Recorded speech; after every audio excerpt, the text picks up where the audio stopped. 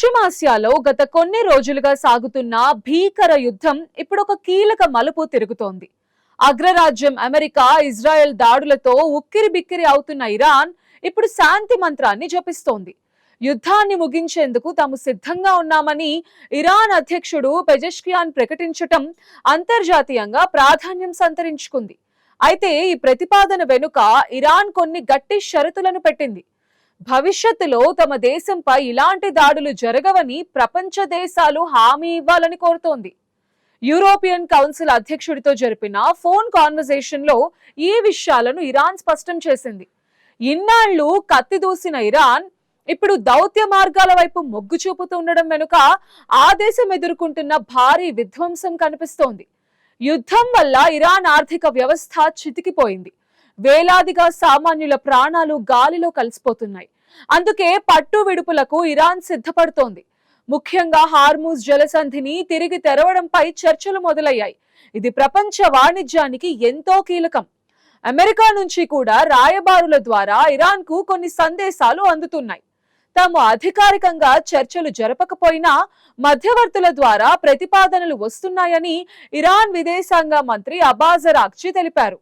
అయితే తాము కేవలం తాత్కాలిక కాల్పుల విరమణకు అంగీకరించబోమని, యుద్ధానికి శాశ్వత ముగింపునే కోరుకుంటున్నామని ఇరాన్ నొక్కి చెప్తోంది.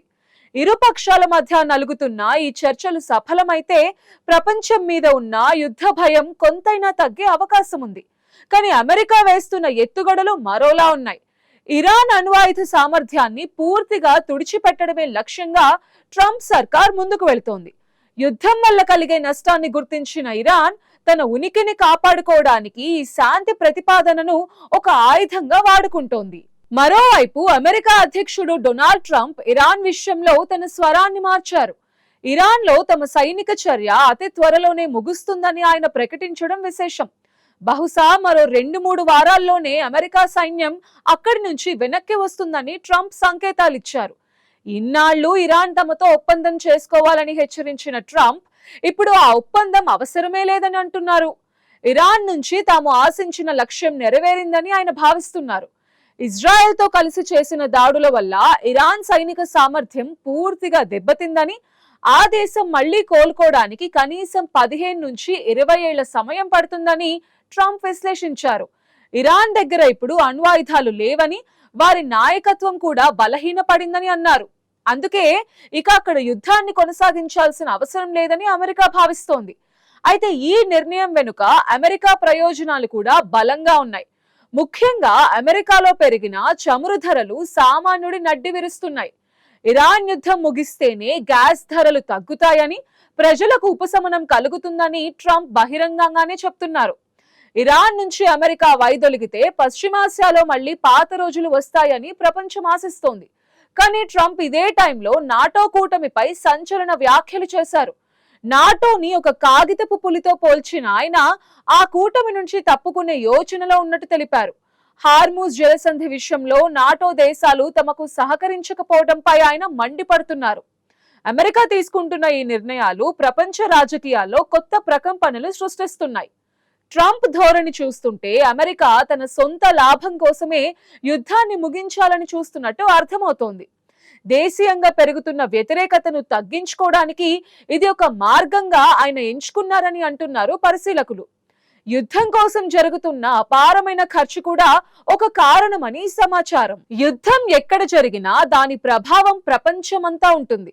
నష్టమే కానీ లాభమంటూ లేని ఇరాన్ యుద్ధం వల్ల అమెరికాలో కూడా పెట్రోల్, డీజిల్ ధరలు మండిపోతున్నాయి.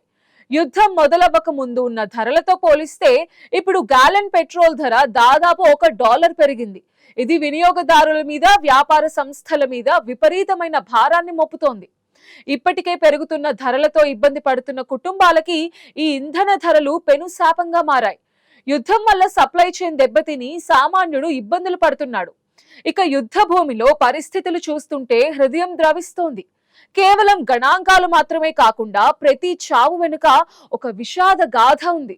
హక్కుల సంస్థల నివేదికల ప్రకారం ఇరాన్ లో 3,500 మందికి పైగా ప్రాణాలు కోల్పోయారు. వీరిలో సగం మంది సామాన్య పౌరులే ఉన్నారని సదరు సంస్థలు చెప్తున్నాయి. 1000 మందికి పైగా పసిపిల్లలు ఈ రాక్షస పోరుకు బలయ్యారు. రెడ్ క్రాస్ వంటి సంస్థలు చెప్తున్న లెక్కల కంటే వాస్తవ మరణాల సంఖ్య ఎన్నో రెట్లు ఎక్కువగా ఉండే అవకాశం ఉంది. లెబనాన్ లో కూడా ఇజ్రాయెల్ దాడుల వల్ల వందలాది మంది మరణించారు. హిజ్బుల్లా ఫైటర్స్ తో పాటు సామాన్యులు కూడా బలైపోతున్నారు. విధి నిర్వహణలో ఉన్న శాంతి భద్రతల సిబ్బంది కూడా ఈ దాడుల నుంచి తప్పించుకోలేకపోతున్నారు.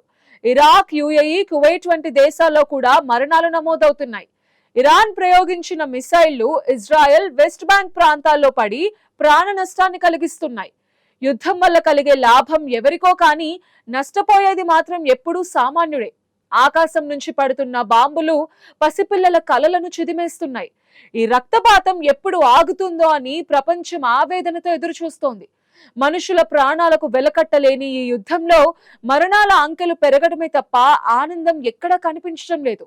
కేవలం ఆయుధ కంపెనీలు మాత్రమే సంతోషంగా ఉన్నాయి. పశ్చిమాసియాలో ఈ రక్తపాతానికి ముగింపు పలకాలని సౌదీ అరేబియా సహా అరబ్ దేశాలు కోరుతున్నాయి. అయితే ఇక్కడే ఒక కొత్త మలుపు చోటు చేసుకుంది.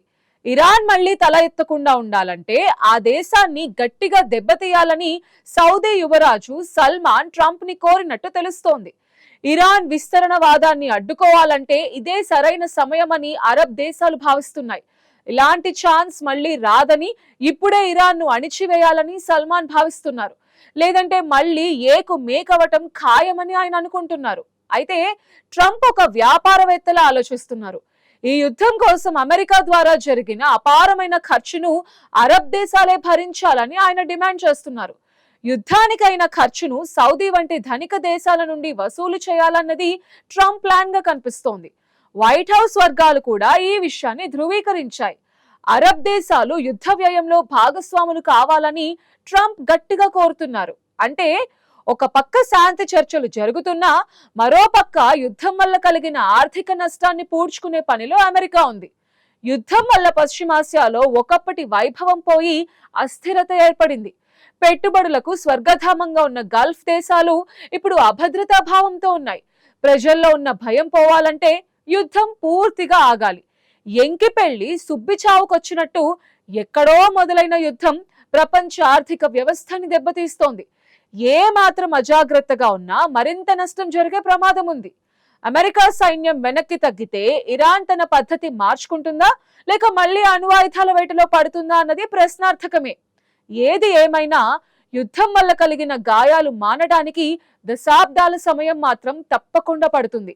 అప్పుల ఊబిలో కూరుకుపోతున్న దేశాలు, ఆశలు కోల్పోయిన ప్రజలు, ఇది నేటి పశ్చిమాసియా ముఖ చిత్రం. శాంతి కోసం అడుగులు పడాలని కోరుకోవడం తప్ప చేసేదేమీ లేదు.